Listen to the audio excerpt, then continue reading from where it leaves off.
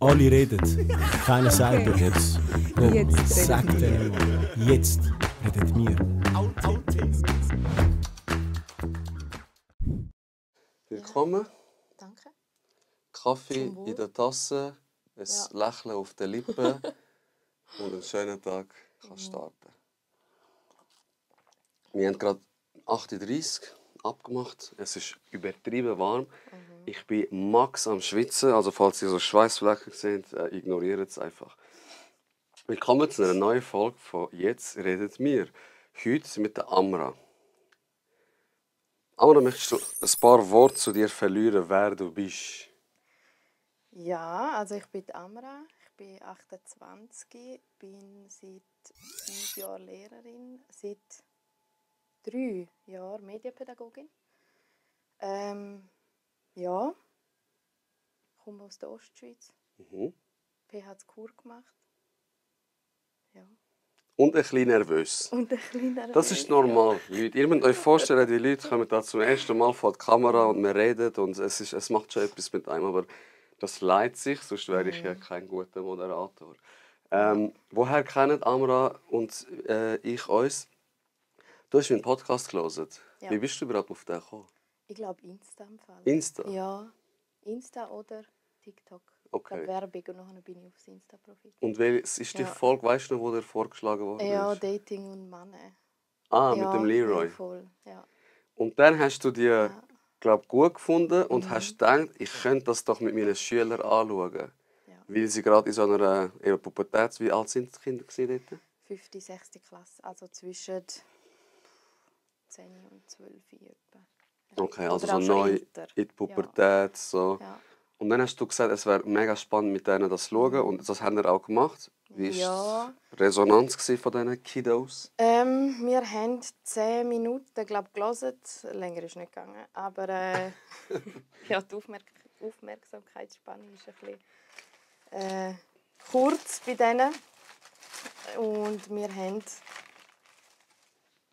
10 Minuten gelesen und haben dann gedacht, ja, man könnte es immer wieder mal hören und wäre mega cool. Und sie sind, also ich habe vor allem diese Folge laufen lassen, weil ich 2, 3 Jungs kannte, die eine Freundin hatten. Okay. Also voll verliebt waren. Und dann haben wir auch über das Dating geschwätzt und wir so, ja, was macht ihr? Ich meine, ihr seid Sechsklässler. Was heisst für euch Dating? Was heisst für euch rausgehen? Oder von wo weißt du, dass du verliebt bist? Oder was auch immer. Und das war noch spannend, weil der eine hat wie gesagt, ja, ich würde sie am liebsten jeden Tag sehen. Auch wenn ich Pause habe, auch wenn ich Mittag habe, dann gehe ich immer früher raus. Ich komme früher in die Schule, nur damit ich sie sehen kann. Das war so herzig. Vollherzig. Das war so herzig. Und dann haben wir über das geredet und dann wie auch die Sachen, die sie wie gesagt haben, aufgegriffen, also im Podcast. Und es war mehr so ein Denkanstoss, um wieder darüber zu reden. Und es war noch spannend. Ich hatte es mit diesen Jungs mega gut. Und wo wir dann so allein waren, glaube einen Tag später, sind sie zu mir gekommen. Und dann, es war Pause und ich war noch im Schulzimmer und dann sind wir dort gehockt und sie haben dann wie gefragt, ja, denken Sie, es ist zu früh, wenn ich Sie jetzt schon küsse und so. Ich so, oh, ich weiss nicht, was ich jetzt sagen soll. Gell, ist das schwierig? Was sagst du? Ich habe gesagt, ja. Ich habe gefunden, Ist es zu früh, hast du ist gesagt? zu früh. Ja, Vor allem, Mann. sie ist eine Fünftklässlerin. Ja, Sie war zwar auch schon ein bisschen älter, also ein Jahr älter als die anderen in ihrem Jahrgang. Aber ja, ich habe dann gesagt, ich fände es nicht okay, aber du müsstest sie fragen. Du müsstest fragen, ob das in Ordnung ist. Genau. Okay. Ja. Und dann habe ich dir die Rückmeldung gegeben, dass das Kind eigentlich mega cool gefunden hat. Und die Folge im... Wer war das? Vom Gefängnis. Der Dome. Ja, da haben wir auch noch geschwätzt. Ja. Einfach allgemein, weil sie recht interessiert hat. Und dann haben sie gesagt, ja, ob ich irgendwie dir schreiben könnte, dass er auch zu ihnen geht. Also, dass du eigentlich mit ihm kommst, weil sie hätten noch mega viele Fragen an ihn.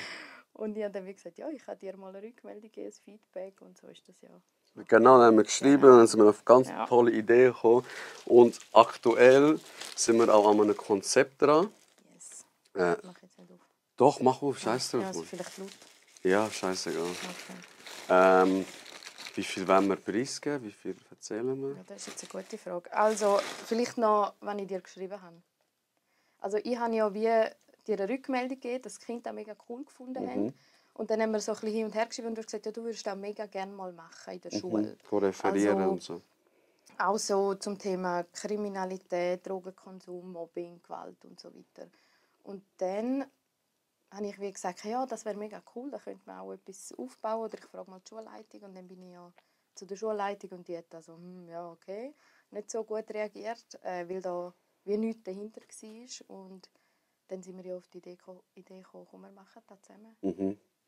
Und machen da ein Projekt daraus. Genau, jetzt sind wir an einem Projekt dran, zusammengefasst. Ey, ich bin Max aus Schweizer, Mann.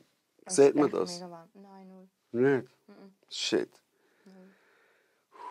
Das Konzept geht darum, Kinder schon früh darauf aufmerksam zu machen, wie schnell man in die Kriminalität rutschen kann, was Mobbing mit der Psyche von den Mitschülern kann machen kann.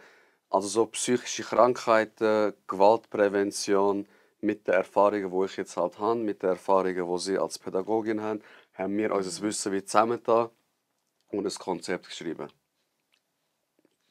Genau. So. Ja.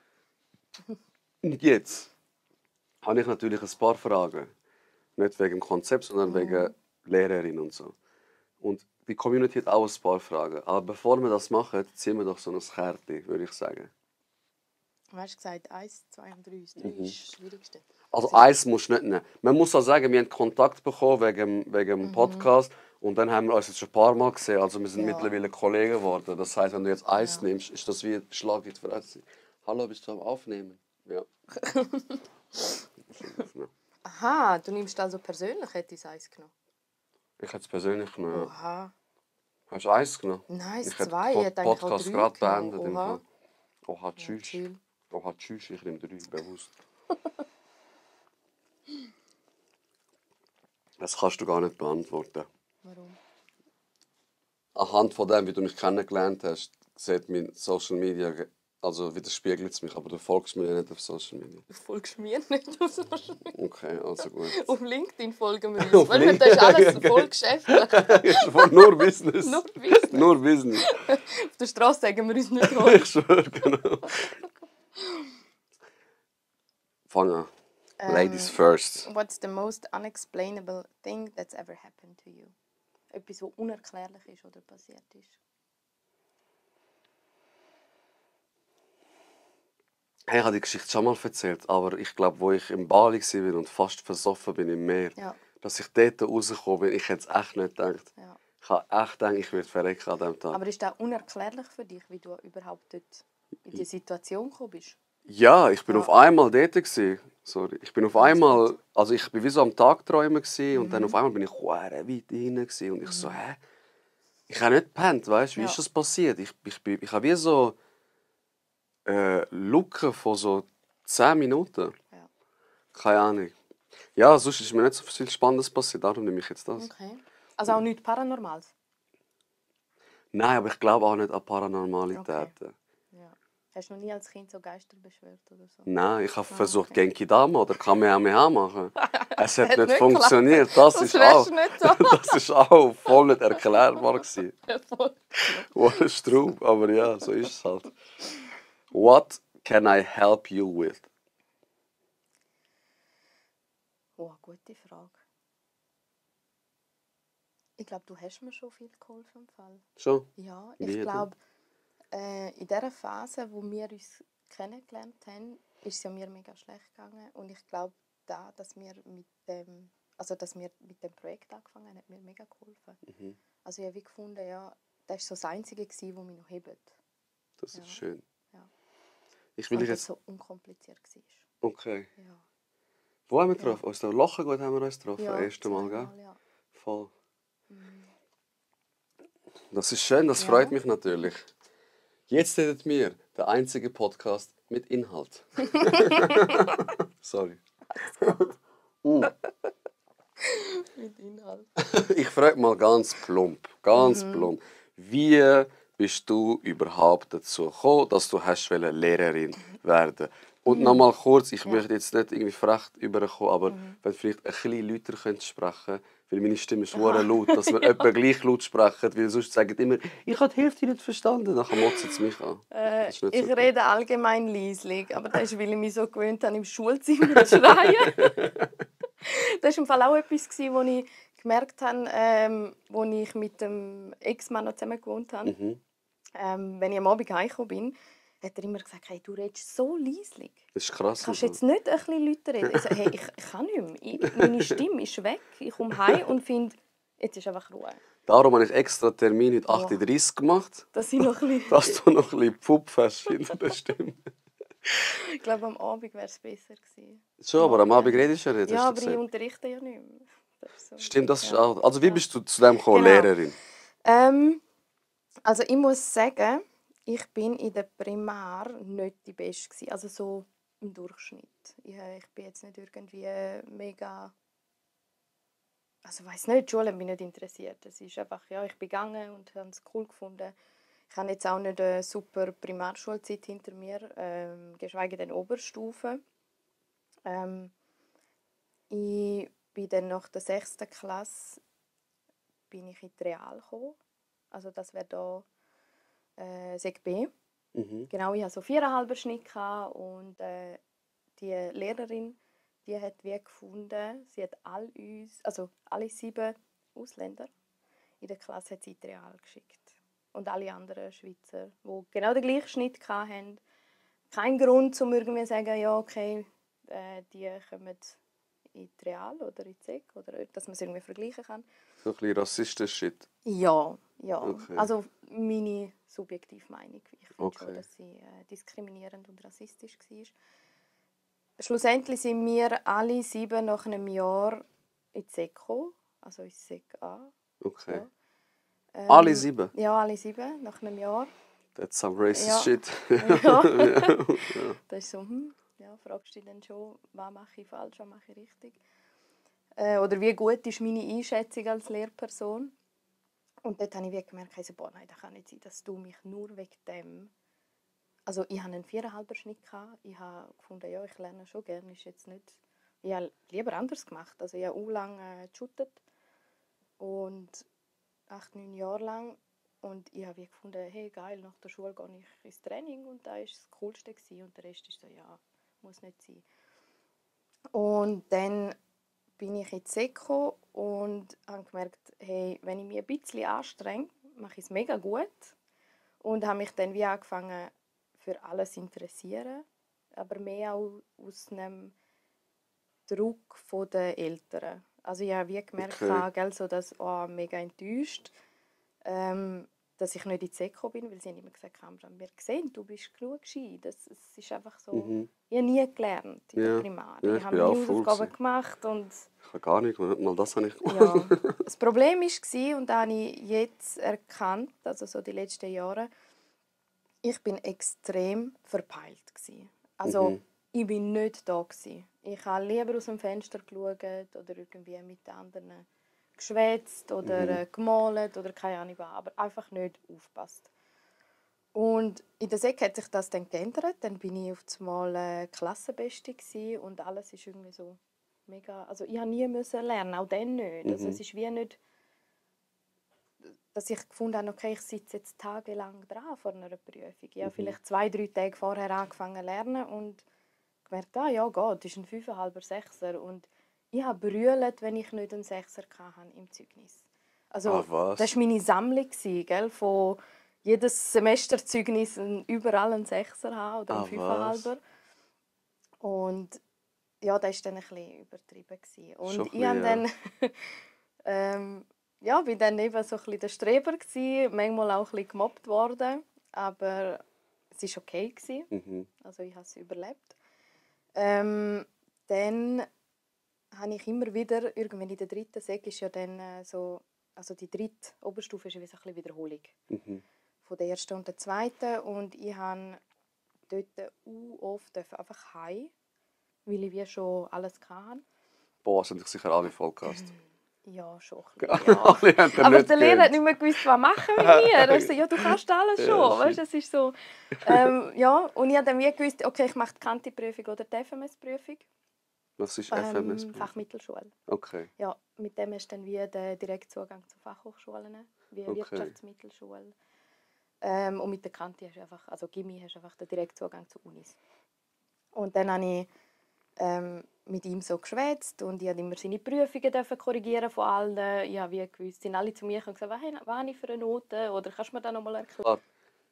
Dein Lehrer hat dich zu einer linken Hand, zu einer rechten Hand Ja. gemacht, besser gesagt, Ja. und hat gesagt, jetzt du korrigierst mit mir Ja. die Prüfungen. Ja. Also ich habe, während die anderen den Stoff gemacht haben, im Unterricht habe ich Prüfungen korrigiert. Boah, es haben dich sicher alle gehasst.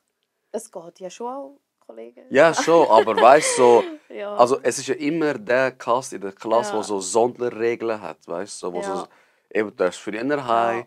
du Schon überprüfst, ein bisschen, ja. Also ich aber habe immer gut, dass du Prüfungen überlebt dürfen. hast. Ja, sie Aber sind ist ein das bisschen legal? neidisch gewesen. Ist das legal, frage ich mich an dieser Stelle. Ja, schon. Also er hat einen Namen abgeklebt, ich habe nicht gewusst, von wem es ist. Ah, okay. Das habe ich wirklich nicht. Okay. Aber ich habe echt einfach korrigieren. Ja. Er hat einfach gedacht, ich habe keinen Bock Ja. auf die Arbeit, so habe ich mehr Ja, Freizeit. es ist okay gewesen. Also die anderen Lehrpersonen haben es wie gewusst und Okay. es ist nicht so das Problem gewesen.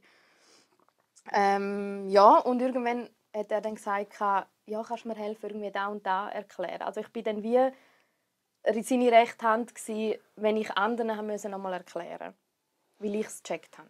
Okay. Und dann habe ich recht viele Rückmeldungen gekriegt, auch von den anderen in der Klasse. Hey, du kannst das mega gut. Also du erklärst, ich habe es jetzt gecheckt. Vorher habe ich es nicht gecheckt, als er das erklärt Okay. hat. Jetzt, du kannst es echt gut. Und ich so, ja. Und irgendwann war der Moment, wo er gesagt hat, hey Amra, was meinst du eigentlich? Möchtest du Lehrerin werden? Und ich so, geil, ja. Weißt du, hure cool, mach ich. Ja. Und dann stehe ich wie du da, so im Schulzimmer. Ich so, ja, ich so, geil. Ja, und dann habe ich auch Machen eine wir. rechte Hand, wo man alles abnimmt. Okay. Ah, krass. Machen ja. wir. Und dann habe ich die FMS-Prüfung gemacht, Mhm. damit ich also direkt an die PH. Kante oder Gimmi wollte ich nicht machen. Da ist mir einfach so, ja, nicht gewusst, was. Und ich wollte nicht an die Uni. Okay. Also ich wusste, ich will Primarlehrerin werden. Okay. Ich bin auch viel schnuppern, einfach um mal zu wissen, ja, ist das jetzt wirklich da? Dann bin ich einmal im KV schnuppern. Mein Gott, den ganzen Tag sitzen. Also echt, alle, die KV machen, Hut ab, die ganze Zeit sitzen. Meine Schwester hat KV-Lehre in der Gemeinde gemacht. Das ist auch nichts für mich.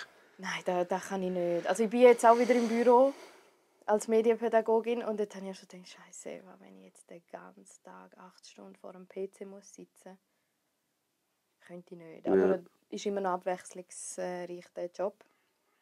Was bin ich noch schnuppern? In der Apotheke. Okay. Den Geruch konnte ich nicht haben. Pharmaassistentin. Ja, ich konnte den Geruch nicht haben und dann habe ich gesagt, nein, das mache ich nicht. Konstrukteurin. Ja, da bin ich noch.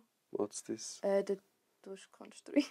Ja, was Weiss konstruieren? Ich musste so Schrauben müssen auf einem Programm konstruieren. Okay. Aber ich habe keinen Plan, ob das überall so ist. Ich weiß es nicht. Also, Okay. falls es jemand weiss, ihr könnt es gerne sagen. Der Mann von meiner Schwester hat das gelernt. Konstrukteur. Könnt ihr ihn fragen, ja. Okay. Ja, aber ich habe keinen Plan, weil Okay. er schafft nicht mehr auf dem. Ja, was bin ich noch so? Innendekorateurin Okay. oder so. Weißt du, so Leute, die so Schaufenster dekorieren und so Sachen. Das habe ich auch noch cool gefunden.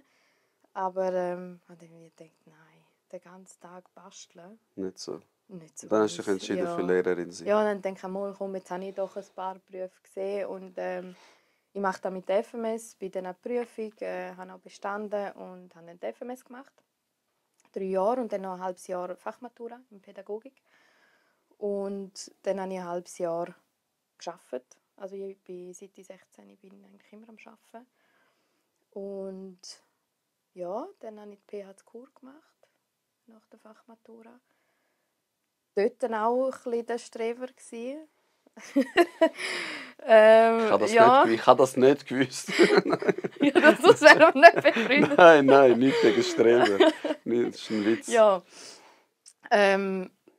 überall dabei gewesen. Alles hat mich interessiert, weil ich das so cool gefunden habe. Und irgendwie auch die Leute um mich herum haben es wie nicht verstanden, dass ich mich so dafür interessiere. Aber es ist wie, wenn ich etwas mega cool finde, dann kann ich stundenlang, also dann kann ich mich dran setzen und ich mache das einfach. Ja, das habe ich auch gemerkt bei unserem Konzept. Ja, und ich merke nicht, dass ich aufs WC muss, ich merke nicht, dass ich Hunger habe, nicht, bis ich nicht fertig bin. Aber dann habe ich wie gemerkt, das hat mit dem ADHS zu tun. Dass ich nicht... Ich bin gar nicht so begabt, ich bin einfach krank. Ich bin gar nicht so. Etwa so. Okay. Ja. Okay. Genau, und dann nach einem Jahr arbeiten habe ich dann gedacht, wow, langweilig. Ich kann das nicht mehr. Ich habe die nächste Weiterbildung geplant. Ist dann aber nicht sofort gegangen. Dann habe ich den CAS Medienpädagogik an der Ost gemacht, in St. Gallen. Und konnte dann leider nicht als Medienpädagogin arbeiten, weil die Stelle schon vergeben war. Und dann habe ich noch 2 Jahre gearbeitet und mich letztes Jahr entschieden, den Master zu machen in Fachdidaktik Medieninformatik, weil eben der Medienbereich und die Digitalisierung mich so interessieren. Und dann habe ich den angefangen und gedacht, ja, cool. Ein halbes Jahr abgeschlossen und im letzten Semester habe ich gedacht, ist mir zu viel Forschung. Okay. Und auch natürlich das, was alles so privat bei mir gelaufen ist. Ja, dann habe ich ihn abgebrochen. Okay. Und was jetzt ist... mache ich nächstes Jahr den PICS, den pädagogischen ICT-Support. Und was ist das? Was? Was ist dein neuer Job jetzt? Ich check das nicht ganz. Gut. Was ist überhaupt Medienpädagogik? Was machst du dort?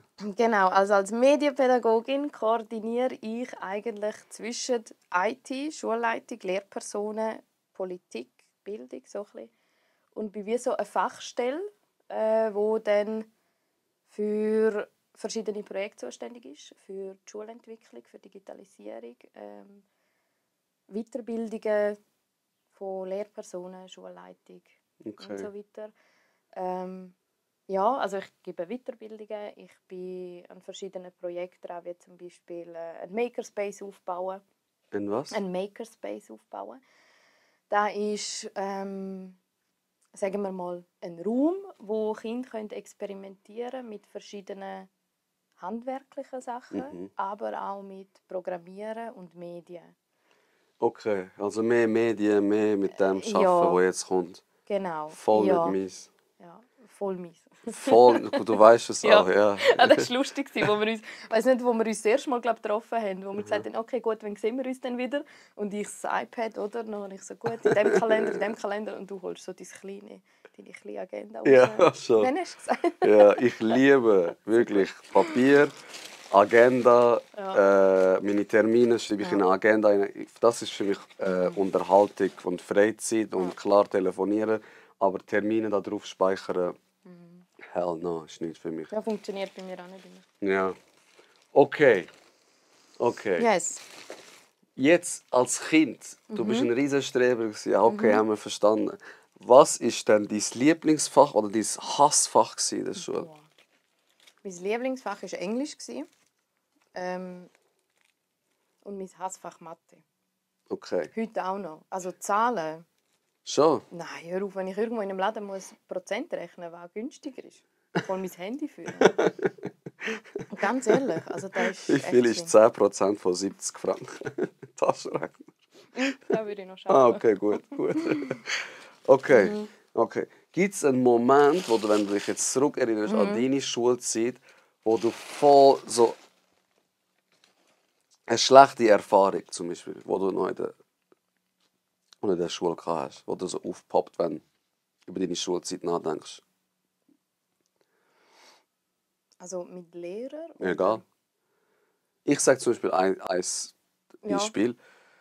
Ich war im Religionsunterricht und ich bin von Deutschland angezogen. Also ich bin 2 Jahre in der Schweiz. Und dann hat mein Religionslehrer in der Sek gesagt, Hakan, mach's Feister dazu. Und ich habe gesagt, was ist ein Feister? Und er hat mir gesagt, ja, du bist der Klassenclown, ich habe es verstanden, jetzt mach's Feister dazu, diskutiere nicht mit mir. Und ich so, was ist Feister? Also raus. Aus dem Klassenzimmer. Ich so, Alter, Ach, kein Schweizerdeutsch. Ich weiß nicht, was Feister ist. Er hat Schweizerdeutsch mit dir geredet? Ja, ja. Okay. Er hat Schweizerdeutsch mit mir geredet. Religionsunterricht. Ja, Religionunterricht ist ja so ein bisschen Freestyle, spürst du mich, fühlst du mich. Ich war jetzt nicht auf Hochdeutsch bei uns. Echt? Ja. Okay. Schau, müsste da sein. zuckt das Augenlid von der Streberin. Falsch, Wie heisst er schon wieder? Keine Ahnung, wie Können wir den mal melden. Nein, der hat mich rausgeschickt. Was ein Bastard, ich schwöre dir. Der hat mich rausgeschickt und ich bin dann draußen, dort, meine 12 Jahre, wie alt ich bin. Dann kommt er und sagt so, draußen, weisst easy, deine Klassenkameraden haben gelacht, dies, das. Jetzt geh wieder rein und mach keinen Scheissdreck mehr. Und ich auf Hochdeutsch habe gesagt, ich weiß nicht, was ein Feister ist. Ich komme aus Deutschland, ich bin seit ein paar Jahren hier. Also es wird mir einfach zu viel mit dir und so. Er hat es mir nicht geglaubt, gell? Also wenn du weiter so machen willst, kannst du gehen. Und ich so, okay, voll der Rassist. Ja, und ich musste Zeug genommen, bin heim, hat meine Mutter gesagt, was machst du? Ich so, nichts, er hat mich heimgeschickt, Mann. Schreiben, so ein Schreiben, dass ich nicht mehr gehen muss. Dann bin ich am PC, Habbo Hotel. Beste Leben. Netlog. Netlog damals noch, Daddy Star. So gut. Ja, das ist zum Beispiel ein Moment, wo ich mich als Schule erinnere, der mich voll genervt hat. Gibt es so einen Moment? Das ist voll diskriminierend. Voll diskriminierend? In meiner eigenen Schulzeit habe ich nur in Erinnerung, dass ich recht ausgegrenzt worden bin. Eben weil ich so ein Streber war. Und ich erinnere mich an eine Schlägerei, die ich hatte. Recht gut. Bist du runtergekommen? Nein, nicht. Ja, Mann. Boss. Also, Boss, ich weiss nicht einmal warum. Ich könnte dir jetzt nicht den Grund sagen, warum wir geschlägelt haben. Kein Plan. Okay. Aber ihren Vater und mein Vater waren Best Friends. Okay. Und wir haben eigentlich nebeneinander gewohnt.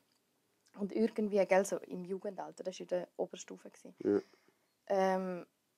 Aus irgendwelchen Gründen, irgendein Drama. Und ich habe das gehasst. Ich habe das echt nicht können. Es war immer so ein Drama zwischen diesen Mädchen und ich habe mich voll daraus gehalten. Ich hatte wie null mit dem zu tun gehabt.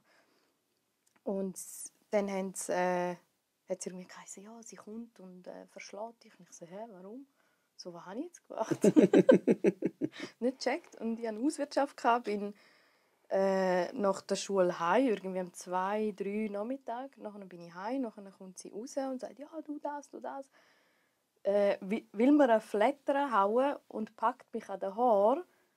Und ich so, nein, sicher nicht. Was so soll nicht. das? Also ich so weggeschupft, weißt du, so, geht nicht. Und dann hat sie wieder auf mich los, dann habe ich einfach ihren Kopf gepackt gegen die Wand und habe ihr noch einen dritten Bauch gegeben. Das ist keine Anleitung. Das ist keine Anleitung. Am besten von, also so, nein.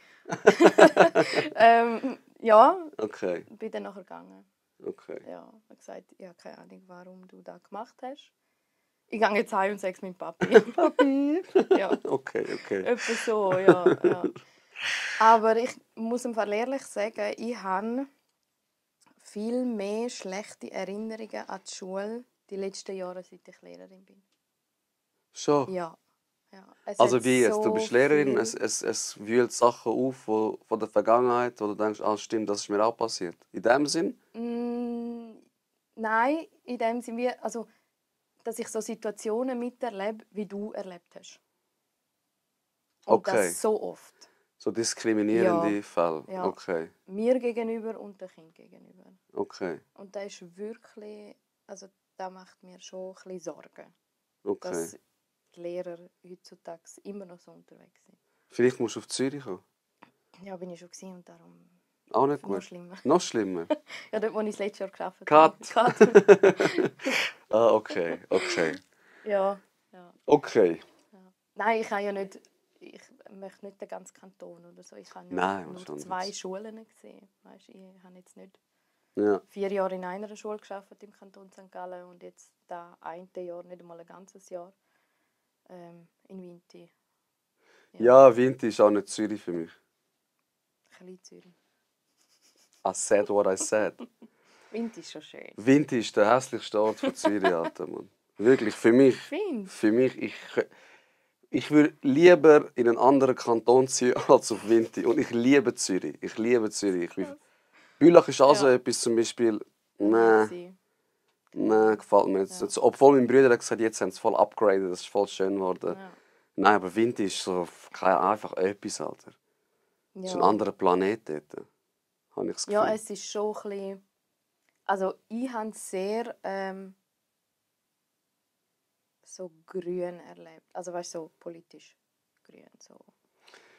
Die Leute sind schon lieb, Ja, aber eher so... Also sorry, ich fahre nicht gerne Auto. Ich hasse Autofahren. Aber wenn ich jemals ein Gesetz machen würde, dann am liebsten, dass man die Velofahrer auf der Straße also überfahren.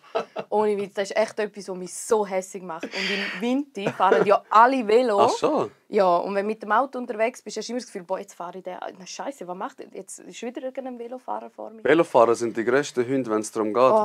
Wenn's Hör auf, um ich hab Vorteil Herzrasen. vom Autofahren kommt, Ja. nehmen sie die in Anspruch. Aber wenn sie Bock haben, sind es dann wieder Fußgänger. Und Ja. motzen so... Ja, Kollege, was motzt du? Was machst du so einen Wind, Alter, Mann? ja. Eine kleine Tuschierung von dem Auto und du bist weg. Fahr doch Ja. einfach normal anständig wie ein Mensch.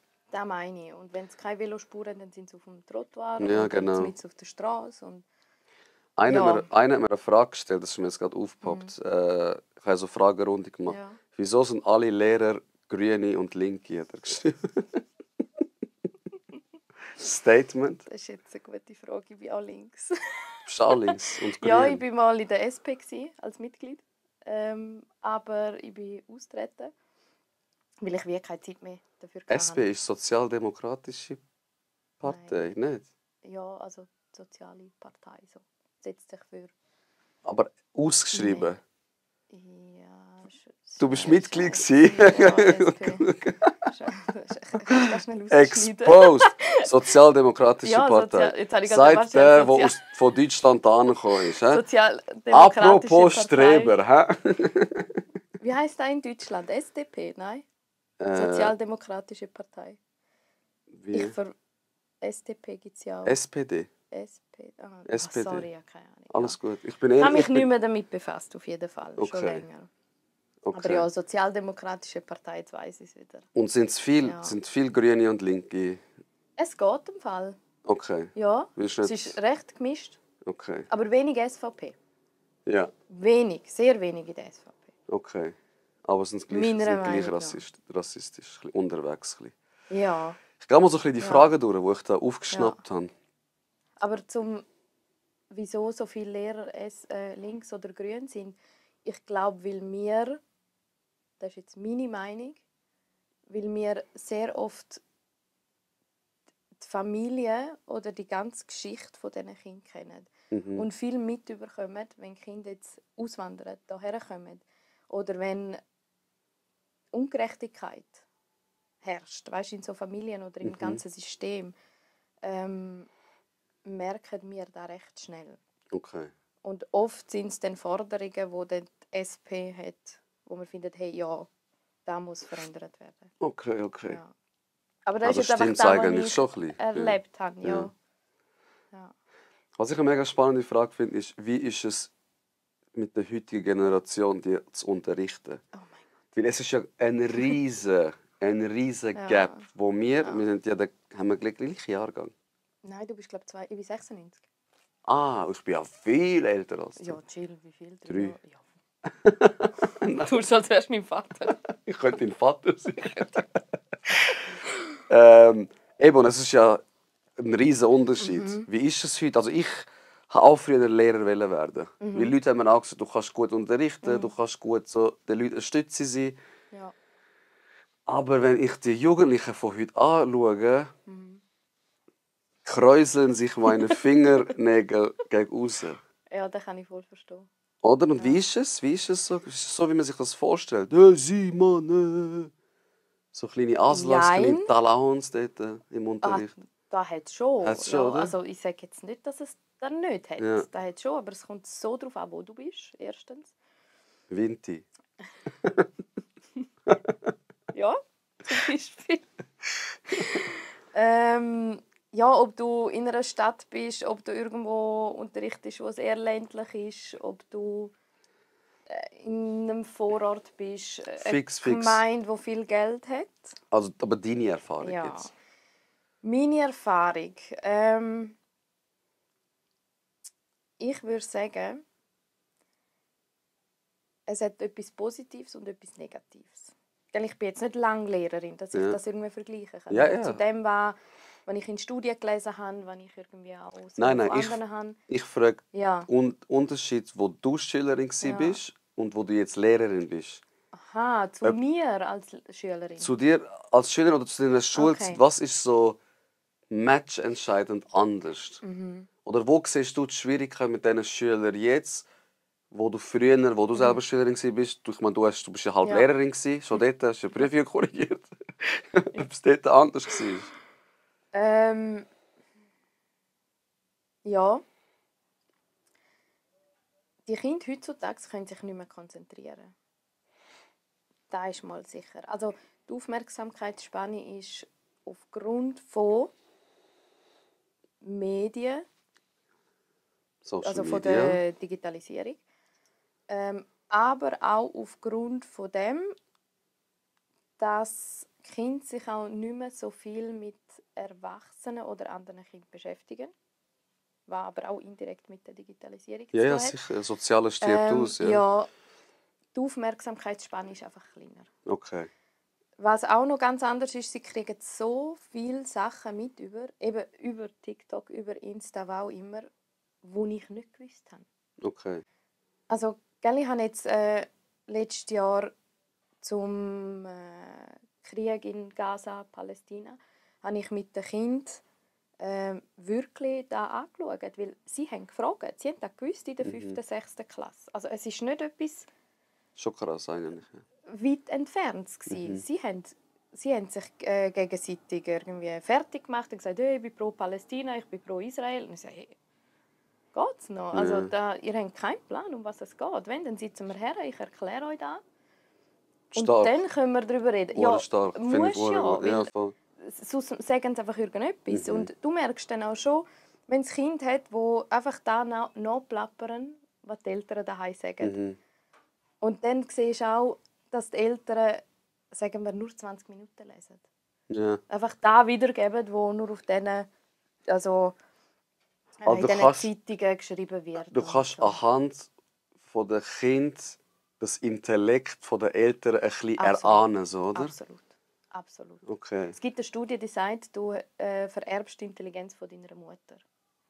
Also weniger von deinem Darum bin ich Vater. so gescheit. Danke, Mami. Grüße gehen raus. Ah, okay, schon. Voll, ja, aber Wie viel prozentual Da ist weiss das ich jetzt statistisch belegt? ja, es gibt schon. Ich müsste im Fall nochmal nachschauen. Ich Aber, habe das schon lange gelesen, die warte, Studie. jetzt poppt mir gerade etwas anderes im Kopf auf.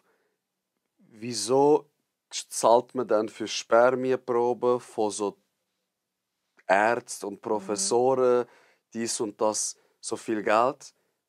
Weil sie, weißt du, also ich weiß es nicht. Zahlt man da? In Amerika, Nein. glaube ich, Aha. zum Beispiel bekommen Ja. die ja Cash, oder? Es gibt, Ja.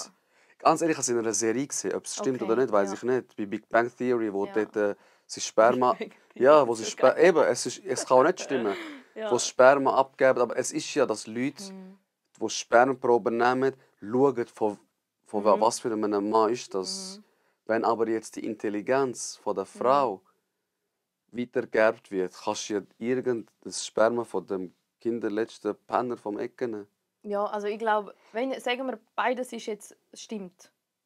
Gehen wir davon aus, das stimmt, was du gesagt hast und auch von mir. Also ich habe es in einer Studie gelesen, aber ich bin auch schon lange. Und ich habe Und du hast Big Bang Theory. Gut, könnt ja mal dann schauen. Vielleicht finden wir das auch in irgendeiner Studie. Gehen wir davon aus, es stimmt beides. Ja. Dann ist ja die Wahrscheinlichkeit schon grösser, dass deine Kinder intelligent werden, wenn das so vererbt wird. Sagen wir, du hast einen überdurchschnittlich intelligenten Mann und eine überdurchschnittlich intelligente Frau. Ja, aber wenn jetzt nur die Aber das muss nicht sein. Okay, Glaube ich. okay. Also, gell, ich kenne mich da so Gen-Zeug kenne ich mich nicht aus. Okay. Aber es ist einfach da, wo ich wie gelesen habe, wo es wieder umgegangen ist, von wo Kinder Intelligenz ja, haben. von wo kommt das, dass Kinder Okay. intelligent sind. Genau. Okay. Ja. Also du sagst eigentlich, die grösste Hürde ist die Aufmerksamkeitsspanne und dass Kinder mit Themen konfrontiert werden, wo ihr Hirn das aktuell gar nicht verarbeiten kann, auch nicht muss, auch nicht sollte Und du wirst als Lehrerin eigentlich damit konfrontiert, dann, Ja. oder? Weil eben, einer sagt, fuck Israel, einer sagt, Ja. fuck Palästina und du denkst dir, what the fuck passiert da eigentlich? Voll. Das ist genau da. Ist das vielleicht auch der Grund, weil dass so viel Lehrkraftmangel herrscht, weil die Aufgaben von einer Lehrperson viel übertriebener sind als wie früher? Weil früher ist ja, also die hast erzogen worden, du bist in die Schule gegangen. Klar, früher hast du ja auch als Lehrer Kind eins geben und das ist ja okay gewesen. Früher, ich sage, ich rede von unseren Eltern, Ja. so die Zeit. Voll. Bei uns ist aber klar gewesen, der Lehrer ist eine Respektsperson. Und jetzt mittlerweile prasselt auf den Lehrer alles ein.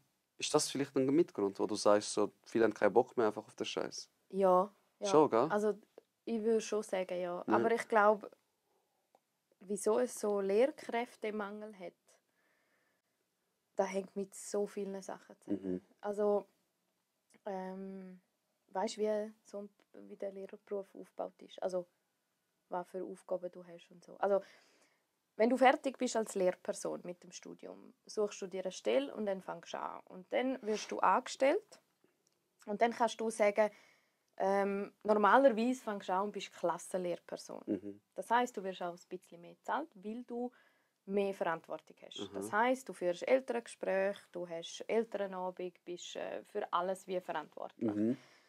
Lager und so weiter, also du hast wie die Vollverantwortung. Man kann sich die Klassenverantwortung auch teilen und sagen, okay, wir machen das Zweite, weil es kommt auf die Klasse drauf an. Wie viele Kinder und was für Kinder sind in der Klasse. Aber zu dem kann ich nachher noch etwas sagen. Wenn du als Lehrperson anfängst, hast du deinen Berufsauftrag. Und in diesem Berufsauftrag steht, wie viel Prozent du für welchen Bereich musst einsetzen musst. Das heisst, Unterricht, sagen wir, ist 70%. Dann gibt es Weiterbildung, sagen wir 5%. Und dann gibt es Schülerinnen und Schüler, dann gibt es noch den Bereich Eltern und ich glaube 4 oder 5. Irgendwie so. Unterricht, Schülerinnen und Schüler, Eltern, Schule und Weiterbildungen. Genau, die 5. So ist es im Kanton St. Gallen. Ja. Genau. Und dann wird das wie so aufgeteilt. Und dann musst du halt so viele Stunden investieren. Und es kommt dann auch von Kanton zu Kanton darauf an, wie viele Lektionen sind 100%. Also im Kanton Zürich, du verdienst zwar viel mehr, aber du hast 2 Lektionen mehr im Vergleich zum Kanton St. Gallen. Okay. Du musst 2 Lektionen mehr arbeiten, In der Woche? 100%. Genau, Okay. also es sind glaube ich 28,5. Okay. Und im Kanton St. Gallen ist glaube ich 26,5 oder 27. Vielleicht hat sich das auch geändert. Ja, erstens das. Früher hat es keine Schulleitungen gegeben. Da ist jetzt wie nochmal so ein Sandwich, so eine Zwischenstelle. Da ist recht schwierig geworden. Abgesehen von den Kindern, dass da natürlich mehr Aufmerksamkeit braucht. Dann hast du das Geld. Was immer das Problem Was ist. immer ein Problem ist in der Bildung. Also hat man Geld, um sich jetzt da und da zu kaufen? Hat man Geld, um irgendwie, ich brauche noch das Lehrmittel, ich brauche diese Stunden, ich brauche das. Das ist recht schwierig geworden. Dann hat man ja angefangen mit der Inklusion. Das bedeutet, also ich kenne mich nicht so gut aus, welcher Kanton oder welche Gemeinde wie wo was Ja, genau das macht. Ich glaube, da sind sie scheißegal. ein bisschen freier. Aber früher hatte es ja Kleinklassen. Ja. Oder Sek C heute. Und die hat man ja oft in einem, ja, entweder separat in einer Schule beschult oder also in einer eigenen Klasse gehabt. Und das Ziel ist wie alle Kinder zu integrieren. Also dass alle Kinder in einer Klasse Platz haben. Das bedeutet, das Kind, das vielleicht eine geistige Behinderung hat, mit einem in der Klasse ist, der hochbegabt ist. Mit einem Streber, der Prüfung kontrolliert. Ja, ich bin jetzt nicht hochbegabt, aber... Ja, darum habe ich Streber gesagt. ja, Streber. Okay. Ja. Was ja auch eine Herausforderung für die Lehrperson ist. Extrem. Es gibt... Eben, jetzt da streitet man sich wieder. Man hat das Gefühl gehabt, oder es war wie vielleicht so geplant gewesen, dass man die Inklusion wie fördert in den Schulen und dann umstellt. Und dann hat es nicht nur einfach eine Klassenlehrperson, sondern es hat noch Schulheilpädagogen, Pädagoginnen. Das heisst, sie haben ein vertieftes Wissen, wie lernt das Kind und vor allem ein vertieftes Wissen in verschiedenen Störungen, sagen wir so. Also LRS, Leserechtschreibschwäche, Störung, ja, mein Gott. Dyskalkulie, Rechenschwäche. Ja, kann ich nicht. Ich glaube nicht. Ich lasse mich nicht abklären. Nein, ja, so Sachen. Okay. Die haben wirklich ein vertieftes Wissen in dem. Und dann hat es Logopäden, die haben eben so Sprachentwicklungsstörungen, die konzentrieren sich auf das, dann Psychomotorik, Ergotherapie und so weiter, wo man dann über den Körper arbeitet. Shit, Alter. Es hat hat viel geändert. So, ja, extrem viel. Dann hast du noch den KJPD, das ist der Kinder- und Jugendpsychiatrische Dienst. Das ist der abklärt. Also das heisst, wenn ich ein Kind habe, wo ich das Gefühl habe, oh, es kommt irgendwie gar nicht nach, irgendetwas ist da, glaube ich, nicht in Ordnung, ich kann es abklären lassen. Einfach zu mal wissen, bin ich auf dem richtigen Weg und was kann ich machen. Dann hast du ja KESP, aber die ist eher noch Sonderfälle und Sozialpädagogen in der Klasse. Genau. Also du hast so Artillerie, Alter. Ja, ist im Fall wirklich. Es hat sich so vieles spezialisiert, was ich super finde. Also ich finde es schon echt gut. Ja, mega, fix. Aber manchmal ist die Zusammenarbeit einfach auch schwierig. Weil oft hast du Schulheilpädagogen in der Klasse und dann kommt es noch darauf an, sagen wir jetzt, ich mache jetzt ein Beispiel, meine letzte Klasse, die ich hatte, ich hatte 16 Kinder. Eigentlich würde ich sagen, hey, voll easy, 16 Kinder. Chillig. Hure geil. 6 Klässlerinnen und 10 in der 5. Klasse. Ah, das ist auch gemischt? Ja, ich hatte eine gemischte. Ja. Nein, ich könnte Jahrgangsklasse nicht unterrichten. Da finde ich, du hast so oder so die Schere. Also weißt du, hast so oder so. Vorher habe ich 4 Jahre lang im ADL unterrichtet, also 4. bis 6. Ja. Habe ich. Also, ich hatte 8 Viertklässler, 7 Fünftklässler, 6 Sechstklässler. So. Okay. Weil du hast sowieso. Ich habe jetzt ich hatte ein Kind von diesen 16, das abgeklärt war auf ADHS. Hat Medis genommen. Dann hatte ich einen aus der Ukraine, kein Deutsch. Dann hatte ich eine, die... Nein, warte schon. So, abgeklärt, die 2. Dann hatte ich noch einen mit einer Dyskalkulie, 3 mit LRS. Und ich sage dir jetzt, von diesen 6, also weißt du, es berechnet sich ja dann aus dem, wie viele Kinder du in der Klasse hast, desto mehr Stunden hast du, wo die Schulheilpädagogin oder der Pädagoge kommt. Dabei ist, ja. Das Problem ist, es hat so wenig Schulheilpädagogen und Pädagoginnen, die rum sind, dass ich jetzt noch 2 Stunden hatte. Das heisst, und dann war es noch jemand, der pensioniert war, schon seit 3 Jahren pensioniert. Und mit diesen Kindern einmal in der Woche arbeiten. Ja. Von diesen 6, oder sagen wir 6 sind abgeklärt. Ich hätte noch 5 weitere, wo ich gesagt habe, die müsste man unbedingt abklären. Wo ich auch vermute, entweder... eine hatte ich noch autistisch, aber sie ist dann noch nicht mehr in die Schule gekommen, weil es nicht mehr gegangen ist. Okay. Weil einfach das Setting für sie in dem Klassenzimmer nicht gegangen ist. Genau. Und ich hätte wirklich noch etwa 5, 6 nochmal gehabt, wo ich sagen könnte, die haben auch irgendetwas. Aber die Eltern waren dagegen, dass man sie abklärt. Was ich auch irgendwo durch verstehe. Gell? Wenn deine Lehrperson von deinem Kind kommt und sagt, hey, ich glaube im Fall irgendwie, dass Mathe geht gar nicht. Geht wirklich nicht. Also ist in der 5. Klasse und rechnet noch, dann kann der 10er-Übergang nicht. Also 5 plus 7. Okay. So Sachen. Also ist immer noch im 10er-100er rum. Das ist erste, 2. Klasse. Also nein, ja, 1. Klasse. Ja. Weißt du, wirklich 1. Klasse. Ganz, ganz einfach. Ja. Ich hatte so einen in der 5. Klasse. Und dann sage ich den Eltern, hey, ich würde ihn mega gerne abklären, weil es ist offensichtlich, er ist eigentlich 4 Jahre hinten drin. Also ich konnte ihm nicht das Mathe-Lehrmittel geben, wo Aus der 5. Klasse. Der ist nicht gegangen. Aha. Dann ist zu dem gekommen, dass er einen Scheiß gemacht hat. Er hat es eh nicht verstanden.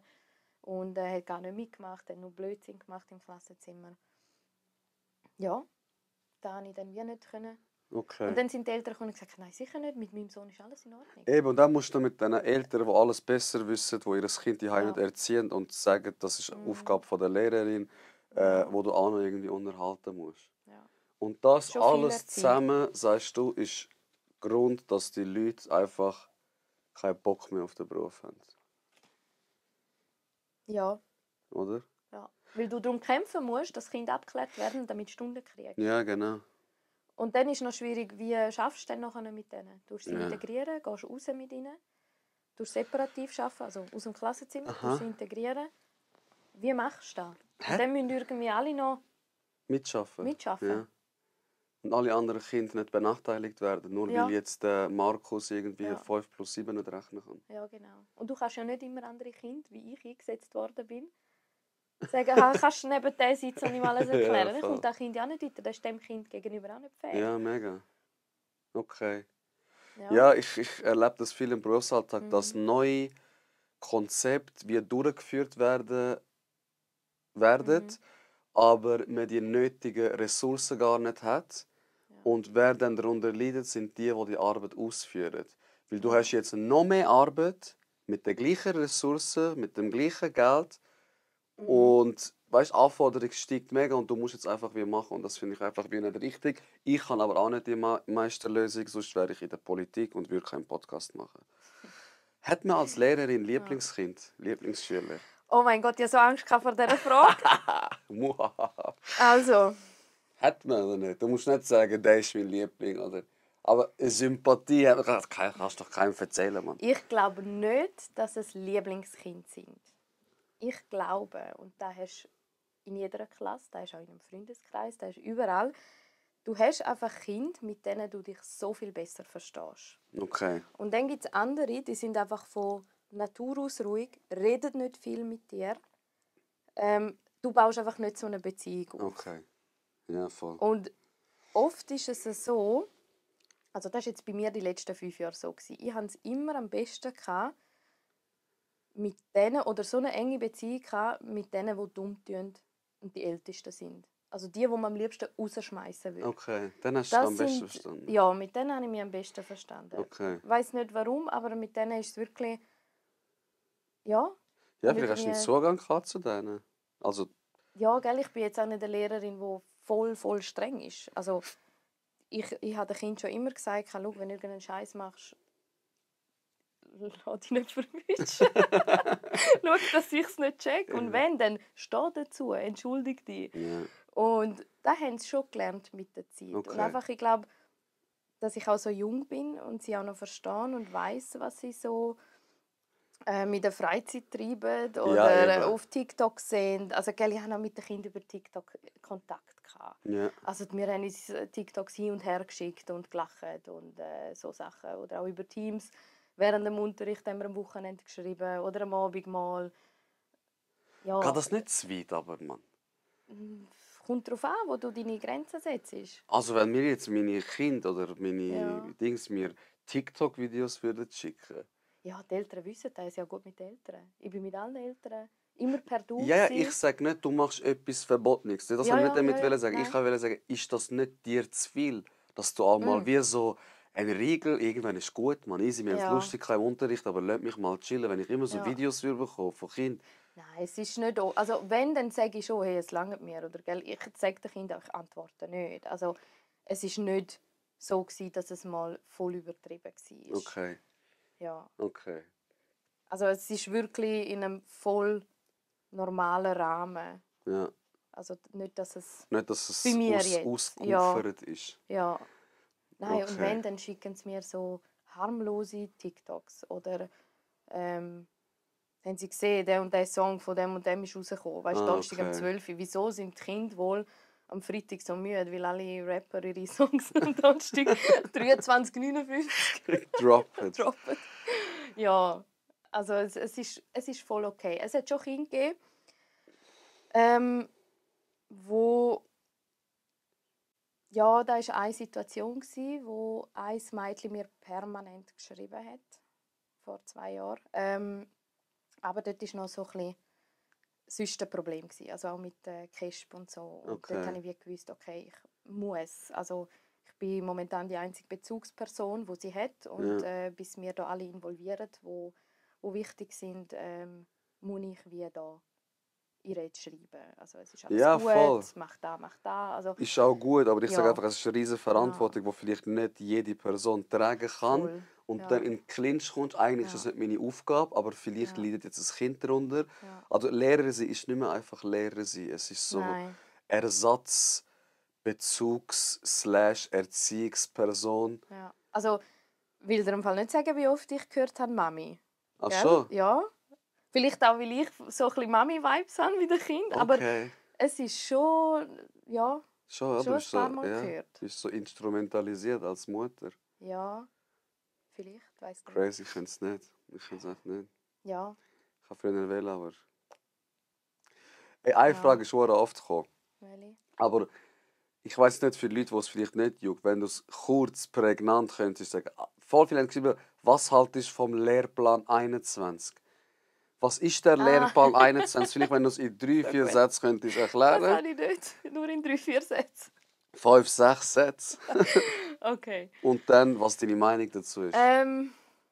Was ist Boah, das, ich könnte Alter? schwätzen über Noten, über Kompetenzen. Nein, Okay. das hängt es mir aus, glaube ich. Okay. Der Lehrplan 21 ist die Bibel der Lehrpersonen. Okay. Also dort steht alles drin, was die Kinder müssen können, wenn sie aus der Volksschule rausgehen. Ist das schon immer so gewesen, oder ist das Es neu? hat schon immer Lehrpläne gehabt, aber der Lehrplan 21 ist... Im 21. Nein, es hat mit 21 Kantonen zu tun. Ah, okay. Wieso nicht alle Kanten? Ja, weil nicht jeder mitmachen will. Ah, okay. Ja, genau. Okay. Weil unsere Kantone sind ja dadurch autonom, was die Schule Welche betrifft. 5 sind nicht dabei? Kein Plan. Okay. Weiß nicht. Ich weiß Okay. es da nicht mit zu wenig interessiert. Ja, mich easy, nicht. easy. Wird Ähm, ein bisschen schwierig in 3-4 Sätzen sagen, wenn ich so viele Fragen stelle. Du musst mich noch ein bisschen fertig machen. So, da weisst du nicht.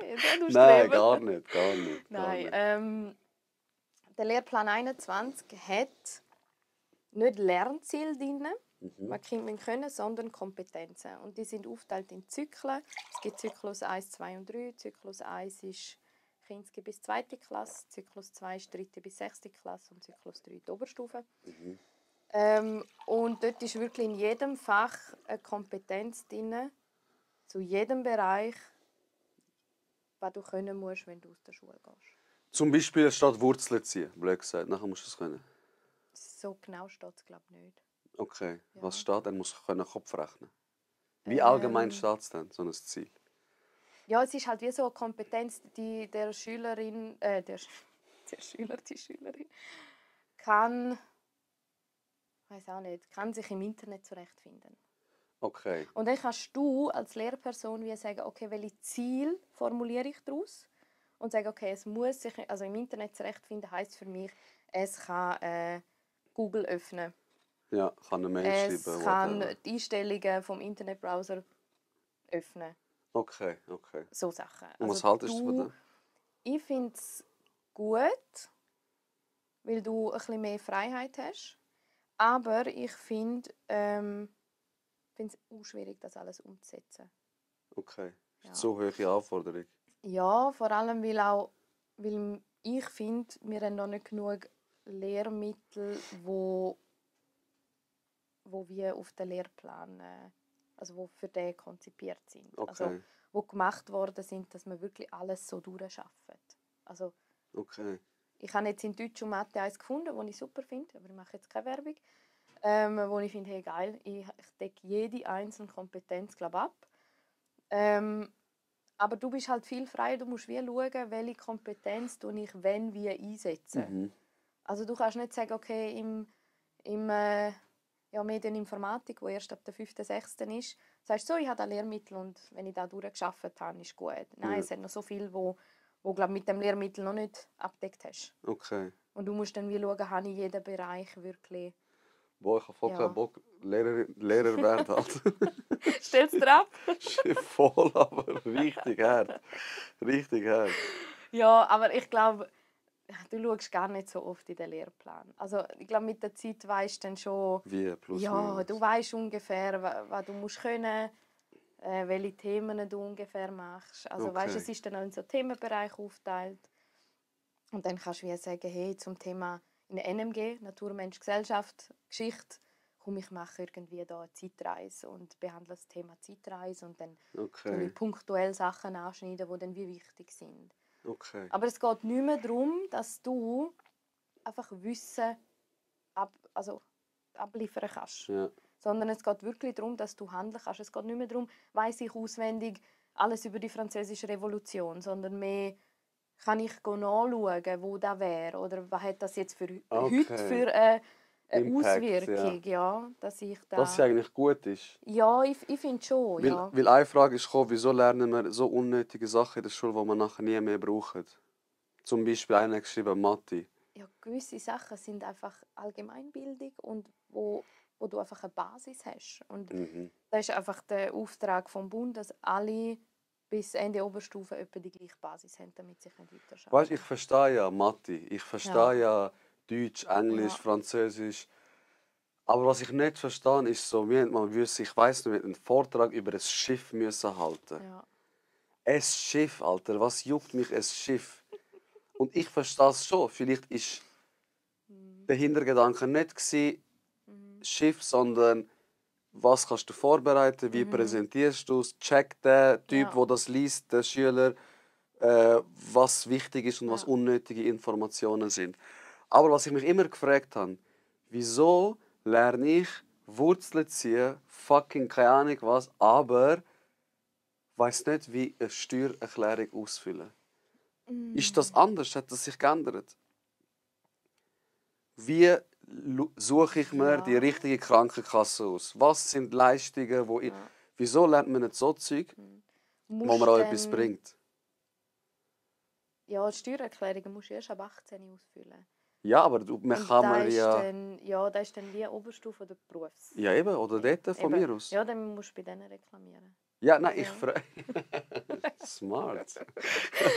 Nein, ich verstehe dich schon. Manchmal denkst du so, für was habe ich das gelernt? Für was habe ich das Ja, gelernt? Wirklich? aber ich glaube, es geht wirklich darum, ich sehe es so, ich glaube, es geht um die Gleich- oder Gerechtigkeit, oder wie soll ich sagen, dass wirklich alle, wenn sie aus der Oberstufe gehen, Das gleiche Wissen plus minus. das gleiche Wissen plus minus, genau. Ja. Und dann kannst du ja immer noch weiter darauf aufbauen. Also, ich meine, stell dir vor, ich will Ärztin werden und ich gehe in die Kante, ich kann ja Latein wählen und ich brauche es dann wie weiterhin.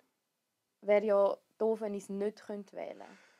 Das ist jetzt ein Wahlfach. Das finde ich auch gut. Weißt du, dritte Beispiel. Sek habe ich geliebt. Ja. Du hättest können, ich habe alles genommen. Kunst, Theater, Musical, Kochen. Alles Sachen, die Spass machen. Ja. Und Deutsch extra, weil Deutsch habe ich einfach gerne gehabt. Ja. Aber wir können das doch anpassen und Sachen mitgeben den Kindern. Oder wie gehe ich damit um, wenn ich so einen Emotionsstau habe? Wie gehe ich mit dem um, wenn ich Opfer von Mobbing werde? Wie gehe ich damit um, wenn meine Eltern streiten und ich weiß nicht, wie mit diesen Gefühlen umgehen?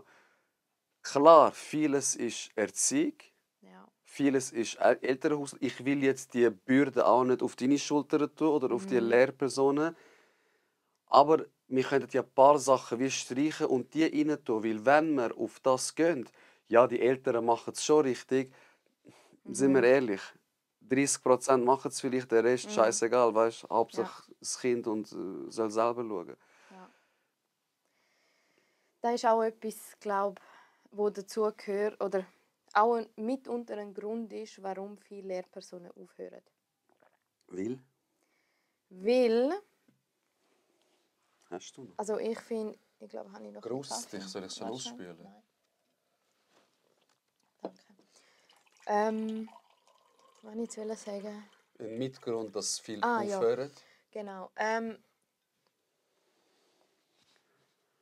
Es ist, also erstens ist es sicher, liegt in der Freiheit von der Lehrperson, was sie im Unterricht macht. Wenn sie natürlich da ansprechen will, dann macht sie das auch. Mhm. Also du darfst jederzeit eine Lektion streichen Mhm. und sagen, jetzt geht es mir nur darum, wie reagiere ich, wenn meine Eltern daheim streiten und ich kriege damit über. Mhm. Das kannst du machen. Das darfst du. Ja, Und da ist, glaube ich, sehr lehrpersonenabhängig. okay. Und würde das nicht Sinn machen für dich, dass man das obligatorisch macht? Dass man gewisse Themen, die unserer Gesellschaft etwas bringen, weil eben darum haben wir ja auch das Konzept geschrieben, oder? Ja, voll. Weil das zu wenig Raum hat, Ja. weil das etwas Wichtiges ist. Und wenn ein Kind hört, wie schnell das passieren kann, du vielleicht, wenn es nur ein Kind mitnimmt, haben wir schon alles richtig gemacht. Ja. Verstehst du?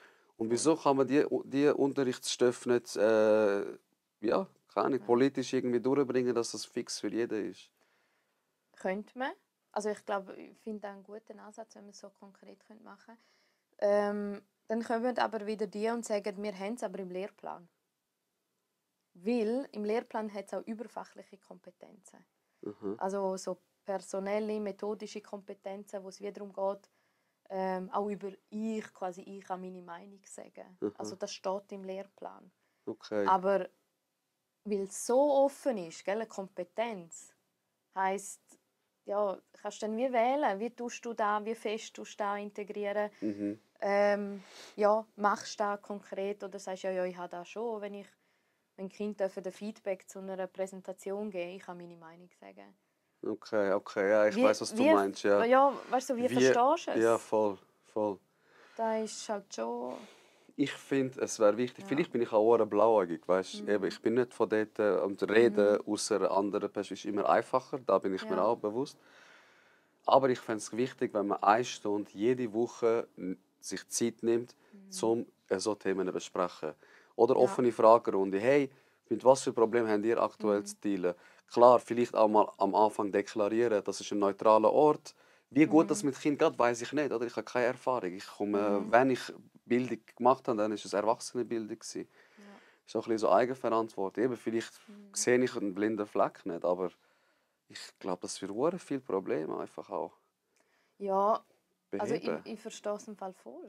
Ich hätte auch am liebsten so drin. Mhm. Und ich denke, es machen schon viele. Also heutzutage ist das, dass du irgendwie einen Klassenrat hast oder irgendwie eine Stunde hast, wo mit der Klasse zusammensitzt, das ist heutzutage Standard. Ja.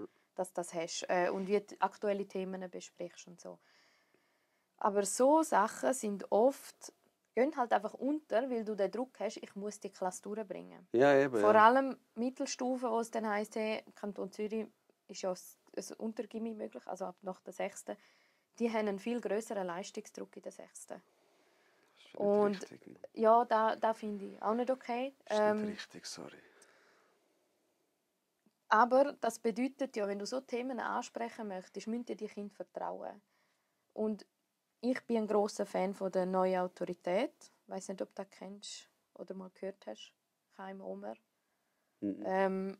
Ja, es geht vor allem auch ums Beziehungslernen. Und ich finde, wenn du eine Beziehung mit den Kindern kannst aufbauen, wo sie dir vertrauen, dann geht das. Und sonst schwätzt es gegen Wand. Also, ja, und wenn du das nicht kannst, solltest du auch kein Lehrer werden. Ja. Und Weißt du, wie ich meine? Das ist, finde ich, so ein USP, wo die Menschen, die Lehrer sind, haben müssen. Das ist wie wenn ich in der Psychiatrie arbeite, aber ich habe keine Empathie. Kollege, bleib daheim, mach etwas anderes, schaff bei der, keine Ahnung was. Ja. Und ich finde es schon krass, wie viele Lehrpersonen oder gerade wenn Kinder einmal von anderen Klassen zu mir kommen sind und gesagt, boah, ich hasse meine Lehrerin. Weil ich würde denken, hey, Scheiße. Logisch gehst du nicht gerne in die Schule. Ja, eben. Also das verstehe ich voll. Schau, jetzt sage ich dir ein extremes Beispiel. Ich bin ja ein Fan von der Extremität. Extremität. Das hat jetzt wie so ein Arm tönt. Vom Extremen. Du hast die Eltern, die streiten, die Beef ist. Vater ist Alkoholiker, Mutter ist Trauma erkrankt. Und jetzt kommst du in die Schule und du hast so eine, sorry für das Wort, so eine Fotze von einer Lehrerin, die du nicht ausstehen kannst, die wirklich so vielleicht diskriminierend ist, dies und das. Sag mir mal, was sind die Chancen von diesem Kind, irgendwann eine glückliche Zukunft zu haben? Also fast zero. fast zero. Die High ist scheiße, dein Safe Spot mit deinen Ja. Kollegen in der Schule ist auch scheiße. Ja. Also verstehst du, die Gefahr, dass das Kind psychisch krank wird, kriminell wird, ist hure hoch. Und da finde ich, müssen wir einfach ansetzen. Voll. Da gebe ich dir recht. Es ist so. Aber ich glaube auch als Lehrperson, es ist nicht mehr nur unser Auftrag, um in die Schule zu kommen und einfach unterrichten. Das sind Kinder, das sind Menschen, die musst du wahrnehmen. Und schauen, wie geht es dem Kind heute? Wie kann ich helfen? Und ich glaube, wenn so Kinder ein gutes Umfeld haben oder jemand, wo sie wie vertrauen können, sagt das auch nur einfach eine Kollegin oder ein Kollege Voll. in der Klasse, dann ist das schon mal gut. Und dann muss man da einfach wie stärken. Also es ist auch wichtig, dass das Kind dann wie ein Umfeld hat, wo da ist. Dass es dort wenigstens so einen Halt hat.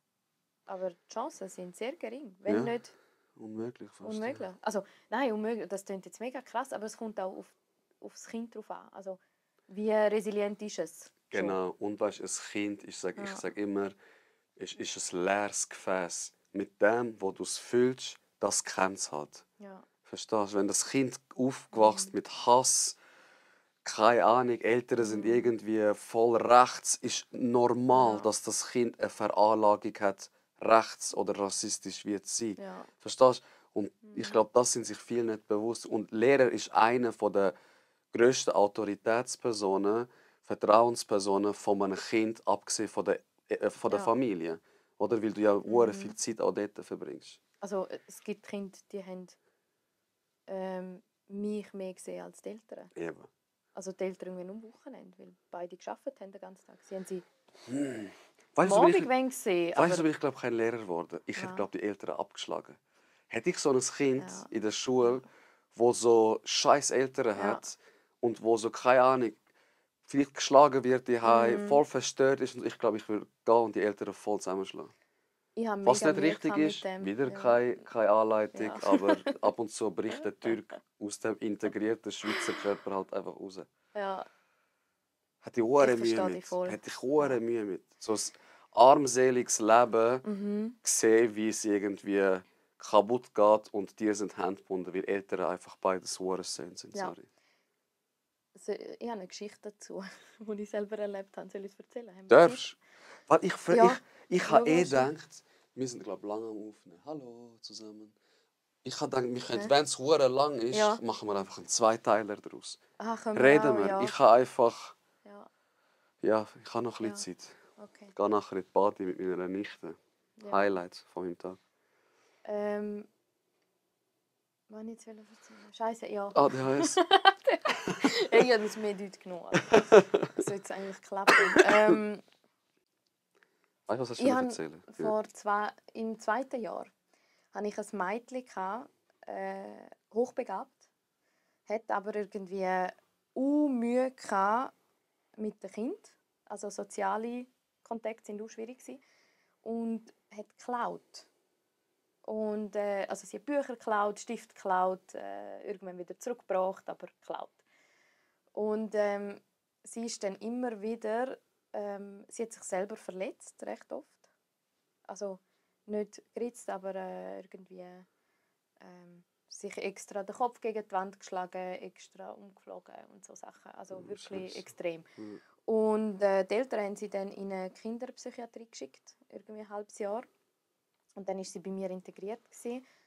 Ihre Mami hat sie wirklich emotional, also da, was sie ihr alles gesagt hat, weißt, so, ihren Vater hat sie nicht gekannt. Sie hat einfach gewusst, es war einfach einer. Und die Mutter hat ihr dann auch wie gesagt, ja, du bist genau gleich wie der Vater, dich kann man nicht brauchen, wir haben dich nicht wollen. Und wie alt war das Kind? 9. Ja. Und, sorry, ich werde emotional bei solchen Themen, Mann. Es ist hure heftig. Also irgendwann bin ich dann auch zusammengebrochen und gesagt, boah, ich kann nicht mehr, was du mir erzählst. Das ist, gell? Und dann, wie gehst du vor als Lehrperson?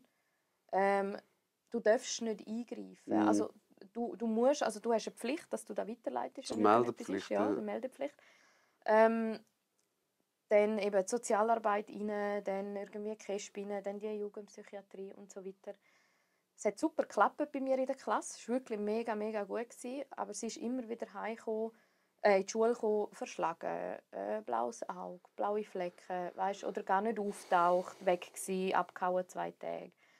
Und dann sind die Eltern gekommen, und als ich die kennengelernt habe, haben das Mädchen voll verstanden. Also ist der Vater jetzt doch da Es ist gewesen ein jetzt? Stiefvater. Ah, okay. Stiefvater, genau. Und er Als hat ich sie auch die geschlagen? Eltern kennengelernt habe, habe ich gedacht, wow, ich würde euch am liebsten irgendwo, nicht sie in eine Psychiatrie stecken, aber euch irgendwo einfach, kennst du eine Höhle irgendwo in der Schweiz, wo man nicht mehr rauskommt? Hey, falls du das Ganz schaust und du ehrlich. bist der, du kleiner Nuttensohn, ich schwöre dir, komm mit deiner Frau 2 gegen 1, ich schwöre, ich schlage beide zusammen, Mann. Nein, es hat... Leute, die Kinder schlagen, sind für mich Ja. die grössten Hurensöhne auf dieser Welt, die es gibt, wirklich. Ich rede nicht von einer Ohrfeige. Es ist nicht richtig. Rutscht aus. Ist nicht richtig. Nicht richtig, Ist nicht nein. richtig, aber wenn ein Kind keine Grenzen kennt, so kann man mal vertreten. So, okay, Ja. ich lasse das jetzt einfach so stehen, ohne wirklich das Verherrlichen. Aber Leute, die ihre Ja. Kinder schlagen, also Ja. so, Ja, voll. um meine Emotionen zu regulieren, schlage ich mein Kind. Ja. Wirklich, jeder soll kommen, jeder soll kommen. So, Ja. so Leute gehören verbrannt einfach für mich, Mann. Wenn du Ja. psychisch krank bist, mach kein Kind. Wenn du nicht Verantwortung übernehmen kannst, dann gib das Kind ab. Sicher, jeder hat seine Probleme, jeder hat seine Dämonen, mit denen du kämpfen musst. Aber kein Kind auf dieser Welt kann etwas dafür, dass du einfach ein abgefuckter Sieg bist, Mann. Sorry. Ja, alles gut. Ich habe auch so reagiert, das erste Mal. Nein, Und, sorry, Mann. Wirklich. ich habe nur, an dem Elterngespräch habe ich nur Positives erzählt und wie gesagt, ich finde sie super. Ah, mega schön. Sie kann alles, sie kann das, sie kommt mega gut klar mit den anderen und es ist super. Und die Eltern so, das kann nicht sein. Ich so, wie bitte? Nein. Also bei uns daheim ist sie ganz anders. Sie tut nur so. Sie ist im Fall wirklich nicht so. Daheim tut sie nicht so. Sie sperrt sich ein, versteckt sich und alles. Ja, frag dich mal, wieso du Kachba, Alter. Ja, wirklich. Und ich habe dann, wie gesagt, so, das Gespräch ist hier beendet. Die Schulsozialarbeit ist eingeschaltet, die KESB ist eingeschaltet. Einfach, dass ihr wisst, ich hätte gerne, dass ihr jetzt geht und ihr wisst, was auf euch zukommt. Haben sie ihnen dann nochmal erklärt und einfach... Gell, es ist... Das sind so Momente, wo die am Anfang so aus der Bahn werfen als Lehrperson.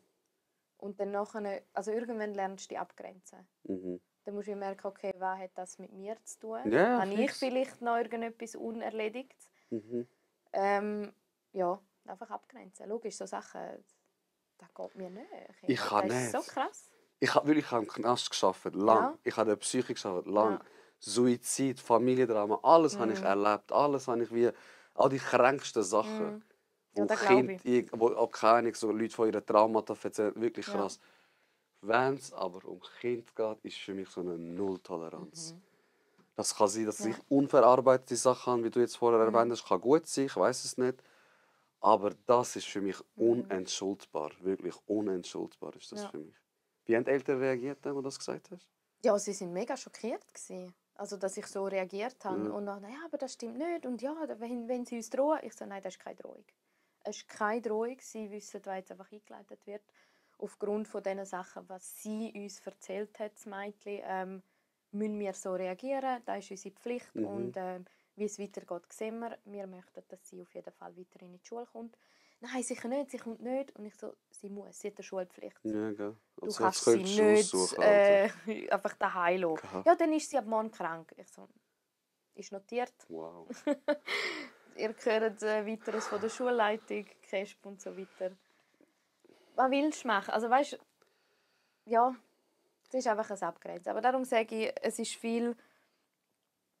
Ich finde, nicht jeder ist gemacht zum Mami oder Papi werden. Ja, schon. Und was ich merke, ist Kinder, die mit den Eltern schwätzen, wo die Eltern präsent sind. Also heisst nicht, ihr könnt ja nicht arbeiten, das braucht es ja. Ja. Aber wo die Eltern einfach rum sind und sich dann nachher um Kind kümmern, wenn sie am Abend daheim sind oder am Mittag oder am Wochenende und mit den Kindern etwas machen, das spürst du extrem.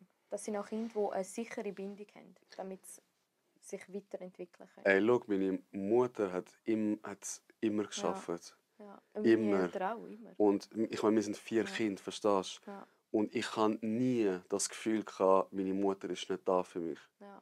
Und wie du sagst, Schaffen gehört dazu. Heißt jetzt nicht, ich schließe mich ein und mache mit meinem Kind eine Symbiose, dass wir eine Person sind. Aber wenn ich so Sachen höre, ich schwöre, ich bin sehr emotional. Ich bin so wie mega dankbar, dass ich so eine Mutter hatte, wie sie war. Ja. Wirklich, dass sie immer für mich da war, dass ich immer auch reden konnte, wenn irgendetwas ist, dass ich mich nie allein gefühlt habe. Auch wenn mal in der Schule irgendwie gemobbt worden bin oder sonst etwas. Ist mir jetzt nicht gross passiert, aber vielleicht so, wo ich ganz neu in die Schweiz gekommen bin. Ich bin der, der Hochdeutsch geredet hat. Ja. Meine Mami war immer für mich da. Mann. Und darum, Mami, wirklich ein riesen Dankeschön. Du bist der beste Mensch auf dieser Welt. Und ich hoffe wirklich, dass jeder mindestens genauso eine gute Mutter hat.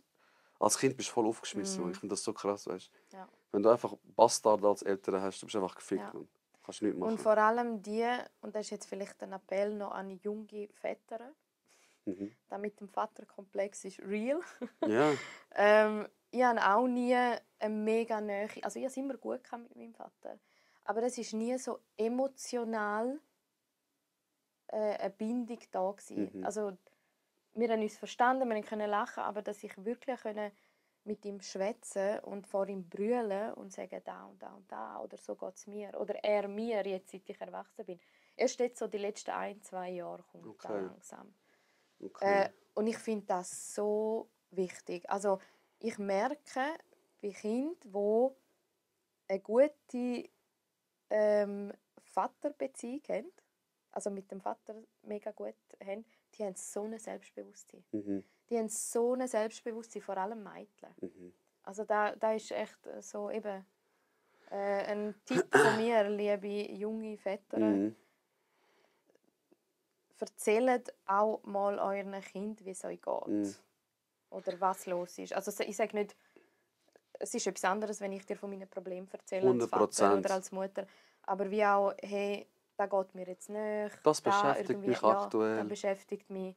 Ich bin auch ein Mensch. Ja, dass sie auch sehen, du bist da, weil ich finde, also klar, für alleinerziehende Mütter jetzt zum Beispiel ist das schwierig, aber ich finde es auch dann mega wichtig, um einfach eine Beziehung mit den Kindern aufzubauen. Jeder, der Sex haben kann, ungeschützt, der seinen Dick irgendwo reinstopfen kann und dabei ein Kind entsteht, hat die fucking Verantwortung für das Kind zu schauen. Alter. Und jeder, der etwas anderes macht, ist in meinen Augen einfach nicht Mann genug. Sorry, Vater sein ist nicht, ich bin Vater geworden, Vater sein ist eine Aufgabe. Ja. Und der muss man gerecht werden. Und sonst macht kein Kind, zieht er ein Kondom drüber oder einen Luftballon oder wichst in den Sand raus oder keine Ahnung was. Aber das ist etwas verdammt Schlimmes, Mann.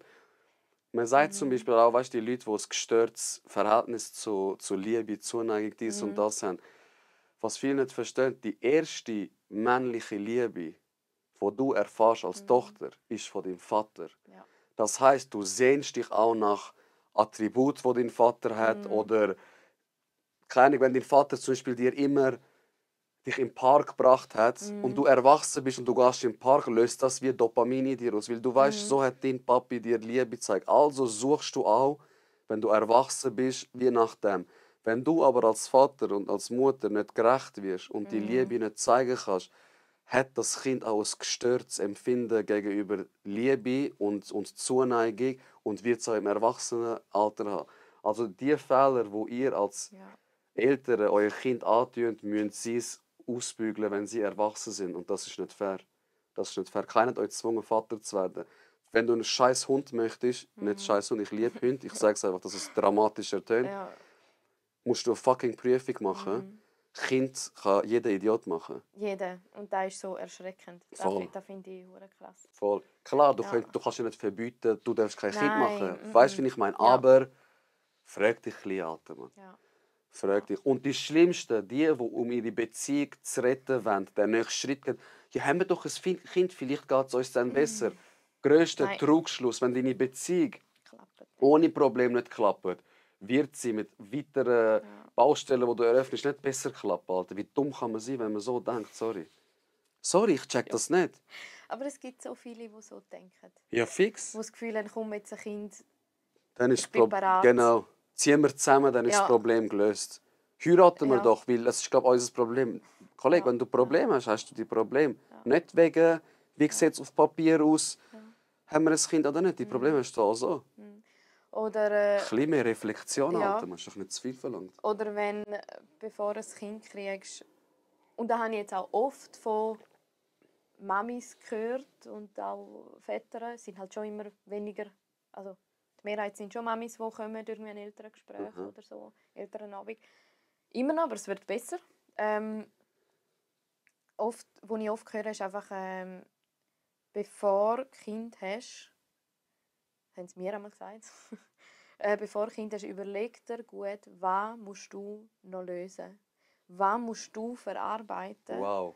Was hast du noch in dir, wo du findest, boah, das ist so toxisch, das kann ich nicht. Weil das werden deine Kinder aufsaugen, sie werden es übernehmen und sie werden andere Menschen mit dem auch verletzen. Ja, genau. War schön gesagt. Ja. Und das ist echt, Schön ich habe auch etwas, was ich sehr toxisch an mir finde. Das ist, wenn ich irgendwie hässig bin oder extrem verletzt, dann kann ich die monatelang ignorieren. Okay. Und das ist gar nicht okay. Das ist so, aber das ist so, ich weiss das ist so nicht, Liebesentzug. wie. Genau, ja. Aber ich weiß nicht, wie schwätzen. Klar, jetzt habe ich arbeite da auf und alles und ich weiß warum und es hat sich auch sehr verbessert, aber ich weiß, das ist da und ich weiß auch warum. Wegen meinen Eltern, weil die auch einmal so reagiert haben. Weil das dann einfach war, gut, wir reden jetzt einfach nicht mehr miteinander und irgendwann ist alles wieder gut. Und das hat es ja so oft. Das ist so ein Problem, das so viele haben. Und ich finde, hey, es braucht so viel Mut, zum herzugehen und zu sagen, hey, können wir über dieses Problem reden? Und wie lösen wir das jetzt? Und ruhig und nicht schreien, umwerfen. Eine Anleitung, wirklich. Ja. Ich weiss, er redet so viel über seine Mami. Ja, was soll ich machen? Ich liebe meine Mutter. Meine Mutter hat jeden Sonntag ist sie mit uns am Tisch gesessen, 4 Söhne, mein Dad, meine Mom. Und jeder musste erzählen, was stört mich, was ist das Problem, wer ärgert mich, wo fühle ich mich nicht wohl, was möchte ich, dass sich das wie ändert. Jeden Sonntag. Und glaubt mir, als Kind, die Sonntage haben dich so angeschissen, weil du hast gewusst, bevor du in die Bade gehst, nach dem Morgen war es immer, musst du jetzt noch etwa 2 Stunden reden. Und mein Vater, wenn er einmal redet, er redet nicht viel, aber wenn er redet, wie ein Buch. Er ist ein mega gebildeter, mega intelligenter Mann. Aber das hat uns als Kind weitergebracht, weil wir haben gelernt über Probleme lösen. Heute, eine meiner stärksten Eigenschaften ist, dass ich, wenn ich ein Problem habe, das anspreche. Ich komme zu dir und sage, hey Amra, schau, das und das ist passiert, hat mir nicht gefallen, können wir darüber reden. Ja. Totschweigen, Deckel drüber, Klappe zu, Affe tot, ist das Dümmste, was du machen kannst. Ja. Das ist nur vertagen. Und indem du es vertagst, nährt sich das Problem mit noch mehr Hass, weil du denkst, wieso hat er das gemacht? Oder redest nicht. Jeder hat eine Version von sich, wo er Recht hat. Keiner redet darüber. Und obwohl das Problem mit einem Gespräch wie hätte gelöst werden. Ja. Darum, hockt mit eurem Kind am Tisch und redet. Nicht mit Affig, du hilfst nie, ich arme Mutter. Nein, hock und sag, Schatz, ich will, dass du hilfst. Und wenn es nicht geht, dann gebt dem Kind eine Strafe. Ihr müsst es nicht zusammenschlagen. Es muss früh ins Bett, darf kein Internet haben. Ihr seid immer noch Eltern, Mann. Oh, ich darf dem Kind nicht was verbieten. Trauma. Trauma schafft ihr genau mit dem Verhalten. Wenn ihr die Eltern nicht mehr sind. Nein, wenn ihr nicht mehr Eltern sind. Aha, ja. Wenn ihr das Kind mit dem Verstand, das es hat, mit dem unausgereiften Hirn, die ganze Kompetenz über sein Leben ihm abgeben, das ist nicht richtig, das ist nur das Kind. Das ist nur das Kind. Ihr müsst das erziehen, nicht das Kind sich selber. Ja. Heikles Thema, so. Sorry. Ja, gerade ein anderes Thema, sonst verliere ich mich da drin. Alles gut. Die Frage haben wir. Ja. Das haben wir auch. Warum Lehrerin haben wir beantwortet, weil du schon hineingeboren bist in das. Wieso macht man nicht bessere Leistungsklassen? Volksschule und Leistungssport, wieso kann man das nicht besser vereinen?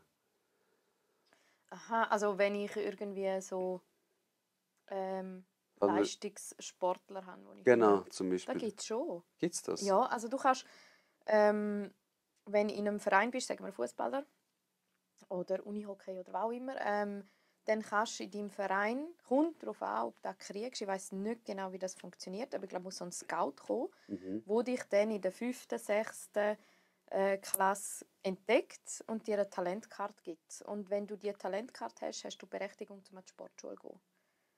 Okay. Das gibt es schon. Okay. Aber ich kenne mich da zu wenig aus, um zu sagen, wie das jetzt besser Verein, ja, Okay. wie man das besser kann. Eben, ich sage auch Es nochmal. gibt schon, aber eben, es ist, glaube ich, es hat nicht so viel. Ja. Ja. Ich sage auch nochmal, eben wirklich danke für jede Frage, die reinkommt. Ich schätze es mega, weil ich coole finde, die Fragen. Community stellt coole Fragen.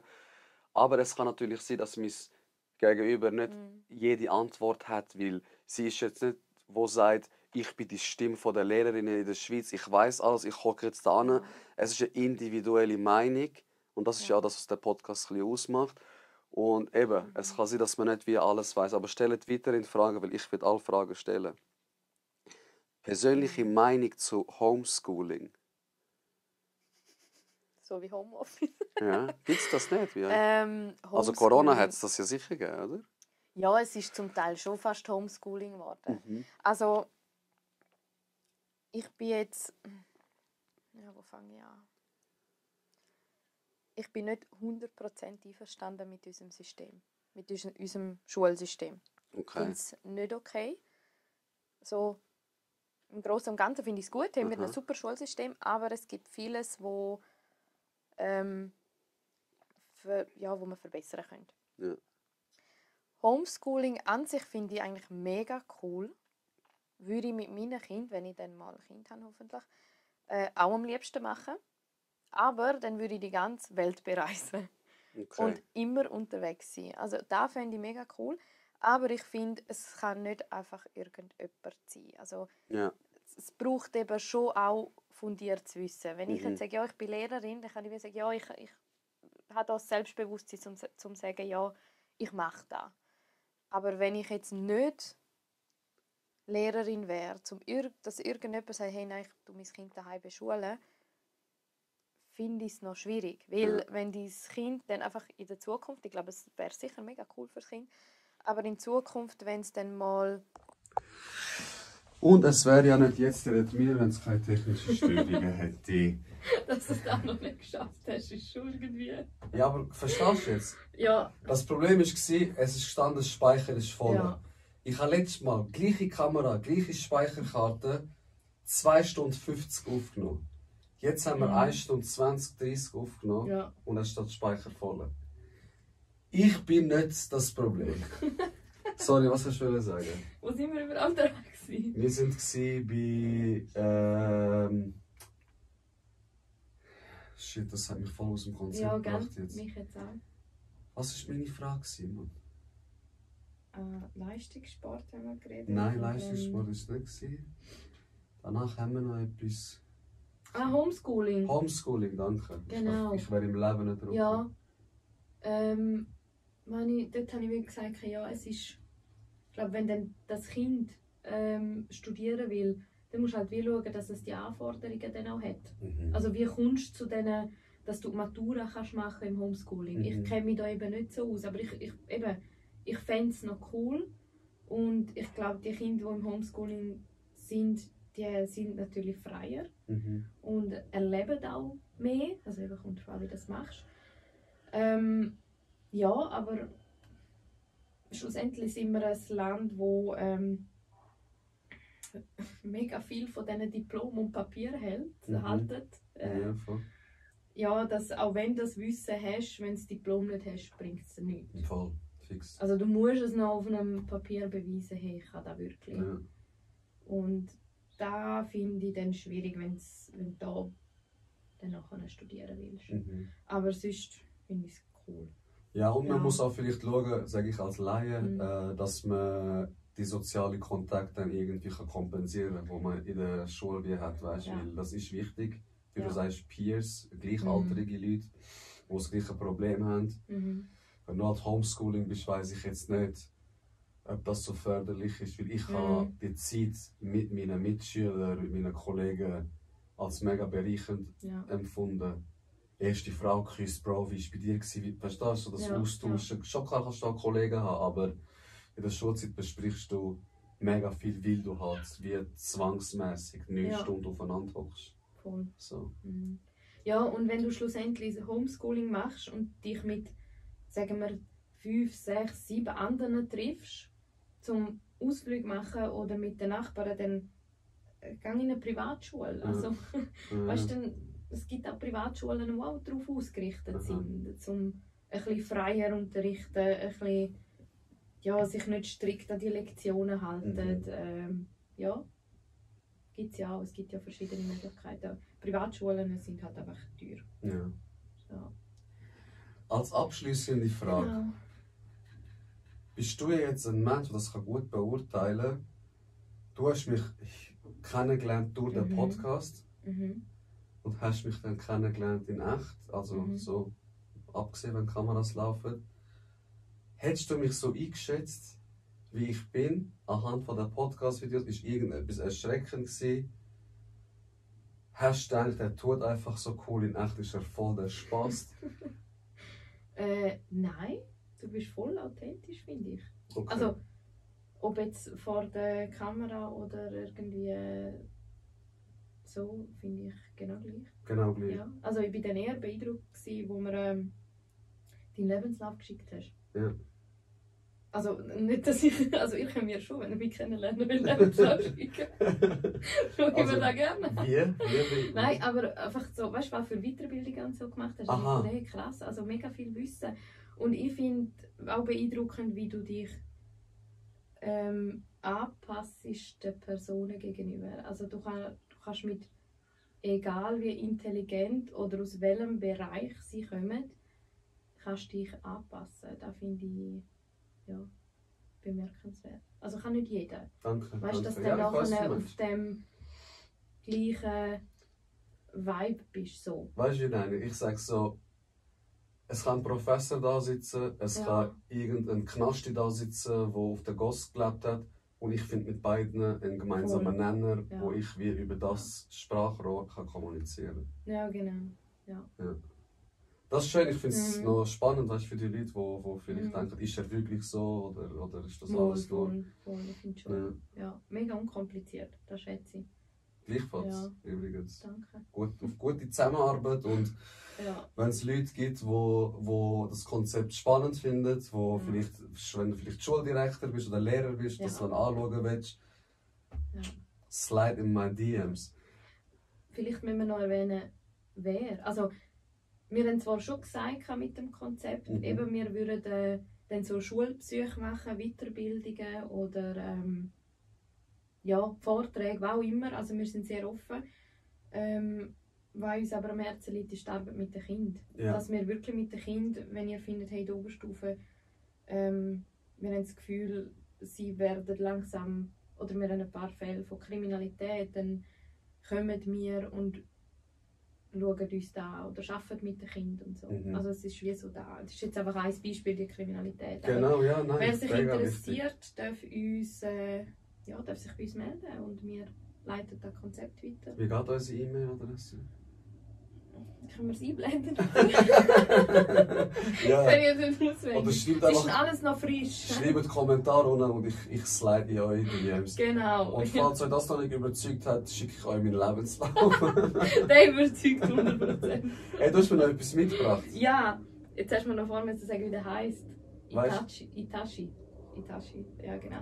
Da habe ich ihn in der Ferien in Sarajevo gesehen und dann dachte, boah, kann ich da immer da hinten so Figürchen? Das kann ich mitnehmen. Und weißt du, was ist noch das Lustige? Ja. Ich habe ja vorher gesagt, die Schule hat mich nicht interessiert. Mhm. Weißt du, was habe ich gemacht? Was? So 4.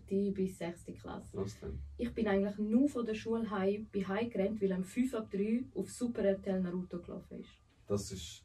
Wow. Ja. Ich liebe Menschen, die Naruto Ja. geschaut haben. Beste Anime auf dieser Welt. Ja, Vollherzig. Das bekommt einen Ehrenplatz. Ehrenplatz. Wenn er dann steht. Da. wenn er steht. Das dritte. Und heute im Angebot haben wir das Bild. Für 1000 Stutz kann das die sein. Nein, die Leute haben mich gefragt, wieso hast du jetzt auf einmal Bilder da? Es war mir zu grün, zu leer gewesen, und ich habe einfach gedacht, ich tue immer wieder mal Bilder von mir da an. Ja, es sieht ein bisschen schöner aus als immer grün. Und ich tue immer neue Bilder an. Und falls euch eins gefällt, spenden wir es für gute Zwecke. Hast du noch irgendetwas? Genau, dass ich in die Party gehe. Heute gehe ich in die Party mit meinen Nichten. Und ein riesen Shoutout an meinen Bruder. der beste Vater auf dieser Welt, wirklich. Ja. Du hast ja vorher etwas gesagt und das hat etwas in mir ausgelöst. Du hast gesagt, Väter, also es ist ja bewiesen, wo es gut mit den Töchtern haben, das macht etwas mit ihrem Selbstbewusstsein. Ja. Hey, meine Nichte, ich habe sie dir vorher gezeigt, sieht aus wie aus so Zucker. herzig. Wenn du sie anlangst, Ja. sagt sie, lang mich nicht an, langst, sagt sie, aufhören. Ich habe gesagt, du hörst jetzt auf. Das Sie ist ist 3. super. Aber hure So gut. gut. Sie weiß, wo Ja, ihre Grenzen sind, was sie nicht will. Ja. Und wenn du sie küsst und sie will Ja. es nicht, macht sie so. So geil. Lang sie so, macht sie so. Papi, gönn mir, Papi, gönn mir. So herzig. Nein, das ist super, das ist echt gut. Und jetzt die Ja. letzte Prüfung für dich. Mhm. Was ist der Satz am Schluss, wo ich immer sage? Du hast fast jede Folge geschaut. Ja, ich habe ja wirklich jede Folge geschaut. Aber Mächtig. ich bin immer so die letzten 30 Sekunden und ich so, warte, ich bin fertig. Okay, ciao.